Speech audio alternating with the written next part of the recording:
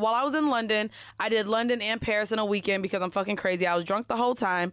But first off, I felt how rich I was too because, bitch, we spent probably $400 in food just on the Friday between food and drinks. Oh, easy. And I don't even eat a lot. That was fucking crumpets and fucking dumplings and dim sum and shit. Dim sum? Yeah, we went to the Shard. It's a restaurant called Hutong on the top of the Shard. Beautiful. Was drinking porn star martinis the whole time. Bitch, I love me a porn star. So fucking good. Then I love just drinking my shit and then so good. Then y'all don't know what a porn star is, by the way. It's so good. I don't know why it's like only in Europe. I've never been offered a porn star in the States. Here, yeah, you can make it. I asked the ingredients. Sure, it's a ton. It's pomegranate. It's super sweet. Passion fruit. Sorry, passion fruit. Passion fruit is sitting in there. It's super juicy, and then you get a shot of champagne next to it. Prosecco. Is that champagne? It's maybe Prosecco. where you was at, it was Prosecco, bitch. Mine was champagne, It was Prosecco, bitch. You just ain't know. You saw the little bubblies and got excited. That's what that shit was. No, but so anyways, we went to Sketch, and then we had dinner reservations at Novikov, and my homegirl Adriana, shout out to her, she had us on the guest list because she was like, she ain't really want to be around niggas. She wanted to meet new niggas. So she was like, I got us on the guest list. He'll sit us at the table. And I'm like, bitch, I don't do promoter tables even in the States. But okay, I'm in another country. I'll do it. So instead of catching an Uber to the club, one of the dudes that really like her right now was like, yo, I'll pick y'all up and drop y'all off at the club. And in her eyes, she's like, well, now, bitch, we ain't got to pay for an Uber. Seemed real innocent, right? Okay. Wrong. He picks us up from the fucking dinner. We go like, I guess I'll share the whole story. But I'll make it short. We drive about 15 minutes away, and we notice we're still in the car. The club is only about 5 minutes around the corner type shit. So we're like, what direction are we going in? Because my friend is not recognizing the direction we're going in. Oh, my God. This nigga's like... My house? Nah, I got to go pick something up. No! My nigga! I hopped out of the car so quick. I said, ma'am, we're calling an Uber because what you're not going to do is pick anything up while I'm in the car with you. And they was Nigerians, no shade, but you either a businessman or you a scammer or a street nigga, whatever you are, you going to pick something up, you ain't having it in the car with me because I know what it is. You're out of goddamn weed and you need to go pick it up, but it's now to me, that's a run. I'm not coming with you on your runs. So I hop out the car, and he's like, nah, baby girl, I wouldn't do that to you. Da-da-da. Man, get back in. Okay, I'll take y'all to the club. We get around the corner from the club. Oh, no. Bitch. That's the sound of the police. We get pulled over, but it's a van. 5 police jump out of the fucking van. Because niggas. Literally. Knock on the window. Jesus. Ask him to pull it down. He pulls it down. He's being very like respectable, high officer. What's the problem? Because we did absolutely nothing wrong. Sorry. So he rolls it down and he's like, "Where y'all going tonight?" Da da da da da. Can I ask all of you guys to step out of the car, please? We're literally, and I'm looking at my homegirl like, bitch, I told you to get out. You see, if you would have listened to me, bitch, and I'm looking at my homegirl like, bitch, what the fuck is going on? Next thing I know, she's a German citizen. I'm a U.S. citizen. They take both of my passport, her ID card.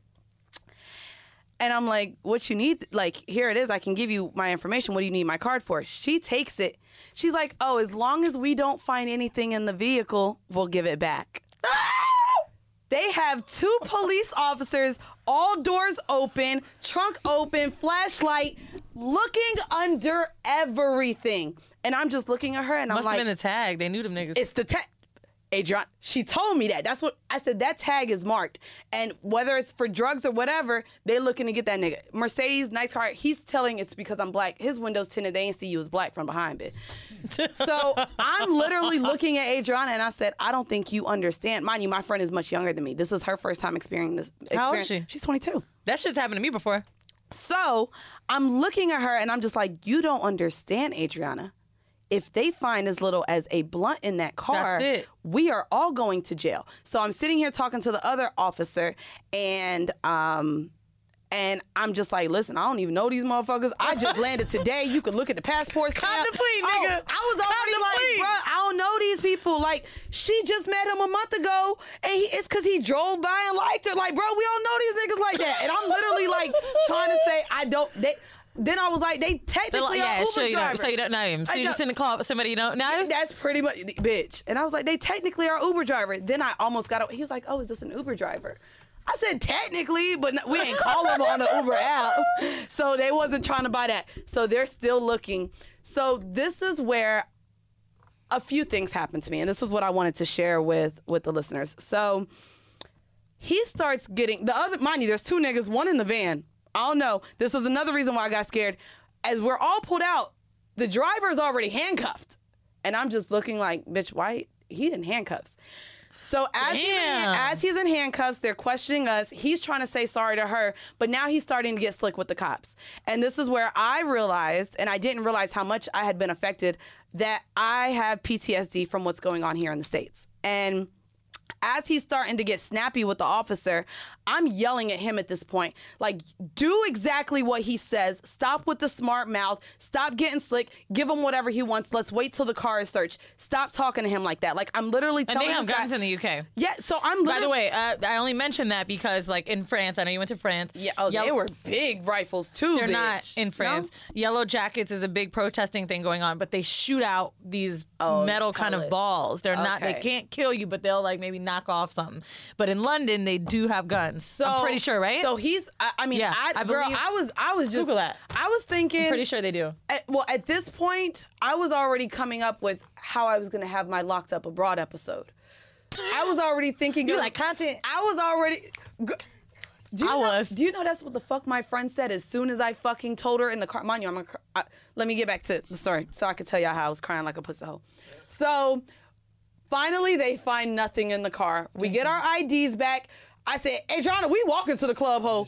I said, oh, British have no guns. No guns. So I'm sorry. I apologize. That means that's why he was talking slick. Maybe that's why he was talking slick. I thought that the UK was one of the only. They're tight on guns in the UK. They're tight on guns. Having guns. It's like having a gun over there. Okay. That's why there are always like 6 people taking someone out. Well, yeah, there was 6 cops. Well, in this car at once. So we're all getting checked. There's 2 checking the car. There's 2 questioning. So that's the why other he was guy. talking like that. He's talking slick to the one officer, and the other officer is with us. So finally, they come back and they're like, okay, nothing's been found in the car. They give us our passport and ID back. And we start walking away. I'm like, Adriana, we finna motherfucking walk to the club. So we walk back. They let him go as well. They uncuff him, and he comes running to us at the end of the sidewalk, trying to apologize, saying he's sorry. And all I do is burst into tears. And I say, back home, they kill y'all. And that's all I kept saying because he was so, like, getting so snappy with him, and I just did not want to be a part of it. Like, I'm about to cry now. They were like, you're so pussy, but I literally was like, I didn't realize how much seeing all these black men die from the police affected me because I don't put myself in those situations. And to be in that situation, like, I literally had to tell my mom, I said, I think I need therapy now. Like, I didn't realize that me seeing the videos on Instagram, me reading the news articles, and seeing how many of our black men die, being in that situation right there, I was just like, I was scared for him. I was scared for me because I know they looked at, we're black women. So I know they wanted all of us gone.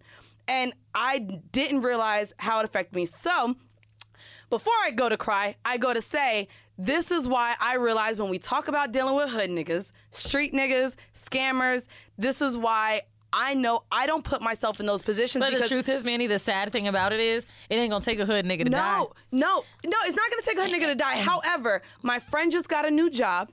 I said, just because we were in the car with them, this would have affected your new job. I said, do you think if I would have just called my job and said, oh, by the way, I'm in jail right now for drugs because that's what they have me in here under. Right. Wait till I get out. No, I would have lost my job. And so even it's something that, and this is a tip to you ladies, who if you're into men who may sell narcotics or carry around large loads of narcotics or anything that could cause him to go to jail. Don't be a ride or die bitch. Don't get in the car because even if you don't know that it is there, if you get pulled over and that is found, you're both. So there's a documentary on HBO.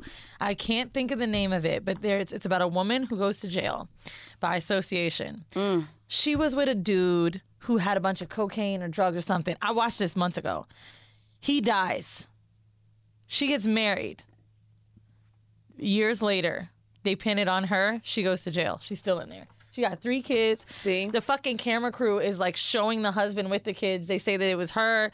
Like, bro, it's insane. It's so sad. And just getting caught up in that type of lifestyle. Like, I get it if you want to be a ride or die, but I will say this is why I deal with the guys that I do deal with. And I don't have anyone in my phone right now that does involve themselves with, even though I was looking for a scammer, just not to deal with because I wanted some shoes like for cheaper. But I don't deal with those type of guys. And this is why I feel like, because I feel like it will affect my livelihood just being around them. What you went through, I'm sorry because I misspoke. I meant to say the opposite. So I know that the UK, maybe I knew that they didn't have guns, and I didn't know that. I just saw white cops yelling. Maybe that's why he was acting like that. That's what I meant to say. When you were saying he was talking to me, snappy. I didn't know. But that's the thing that's crazy, right? It's like we watch something happen in the abuse of power, and something very interesting I learned while in Paris.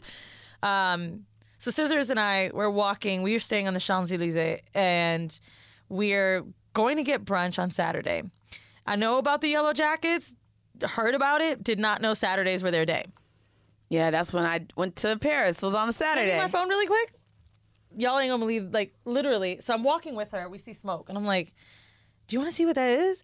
And I'm like, just not even. That was white of me. We were walking closer. For sure. I was walking away. I said, bitch, there's too many cop cars around here now. We gotta go. No. We didn't see that. I said, snap a picture? This is from far away. It looked like a mistake. Like it didn't look like, I didn't see them protesting yet, right? So we start walking closer. Literally in front of me. You'll hear it. This is me just recording. Listen to the sound that happens. Wait. They are fucking bombing the middle of the streets. So just like blowing shit up. By the time I got out there, there was a lot of windows like in the shop area by the little. Look at the glass. Things are burned down. So basically, the Yellow Jackets are protesting because they don't like their president.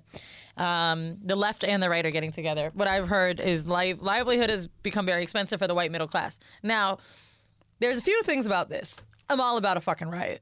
I believe in riots. I believe in all of that shit because I believe, fuck it, soldiers die in war, and that's how we get shit done sometimes. That's just the way I protest. Now, what I've learned about what they did is crazy. They are out of fucking control. Yeah, they're ruining the stores, the glasses, everything. They are also a country that has 30-hour work weeks, the most public, like crazy public holidays, 6 weeks of paid vacation. 3 months of paid vacation. 6 weeks of paid vacation. So they fight for what the fuck they want. And they're not on some pussy shit like we be. But like we be. We do be on some fucking scary shit. Like, our protests aren't real protests. Let's keep it a stack. I like the peaceful protesting. That is nothing. I like it. Marching, my women's march thing, that's a nice time for camaraderie, but that does not get shit done. However, we're not scared. They're not scared to die. And that reaction you had is because that's how we feel. And this woman said to me, so me and Scissors sitting having brunch. We like, damn, should we even sit outside? She's like, no, you're safe. Telling us everything. And she said, I was like, well, our police have guns. You guys are all loud and shit, but we have guns. And she goes, why would our police have guns when we pay for them? Why would they kill us when we pay for that? Can you imagine that? A world you're living in where you pay for the police and they kill you? My nigga, when she said that shit to me, as simple as a concept as it was, I was like, fuck. Yeah. And it's not even like we can fight against the fucking regime because look at what they do. But what's crazy is you telling me that the UK doesn't even have guns. Like, I didn't even see a gun pulled, nothing. But I was still just terrified at a black man with all white cops. And I was terrified. Yeah, so like I've seen videos of how to disarm people in the UK. So what I was thinking when you were saying that was like, okay, well maybe this is why he's like, fuck it, fuck it, fuck it. But my nigga, me and Scissors was in the car coming from Fun Spot in Orlando. Just at a red light. Dude was getting pulled over. We like, ooh, bitch, what's going on? Suddenly he starts running real fast, cross the street, across Kirkman. Nah, bro, I would have been scared. When I tell you, I almost threw up from nerves that he was gonna get shot while he was running. First of all, we live in Orlando. You know, Trayvon Martin died when I was living there. I don't think you were living there. I was in Sanford, nope, but I was definitely. That is right around the corner. And it's like my body, the way my body reacted, like the fear I had. I couldn't stop talking about it for 2 days. Yeah.